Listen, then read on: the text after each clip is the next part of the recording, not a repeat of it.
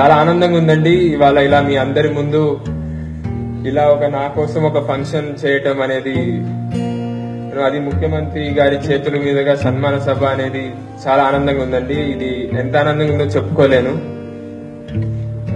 ఒక విషయం మాత్రం చెప్దాం అనుకుంటున్నానండి.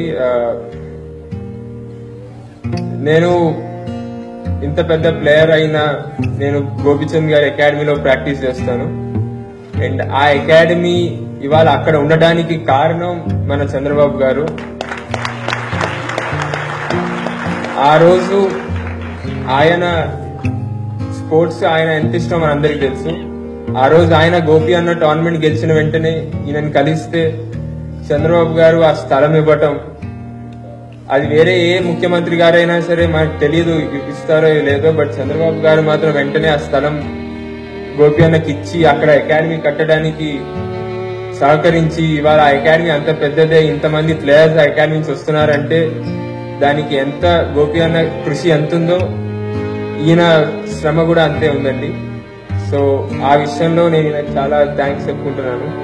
ఎందుకంటే ఈయన లేకపోతే ఇవాళ మేమందరం లేము. So thank you so much sir. ఇవాళ బ్యాడ్మింటన్ ఆంధ్రాలో బ్యాడ్మింటన్ ఉంది, ఇంత భారతాలు ఆంధ్ర ప్లేయర్స్ అని చెప్పుకోవడానికి కారణమే ఈయన. సో ఆ విషయంలో ఇవాళ ఈయన లేకుండా ఆంధ్రాలో బ్యాడ్మింటన్ మనం ఊహించుకోలేము. సో సార్ మీ ప్రోత్సాహం ఎప్పటికీ ఇలాగే అన్ని స్పోర్ట్స్ కి ఉండాలని కోరుకుంటూ thank you so much sir.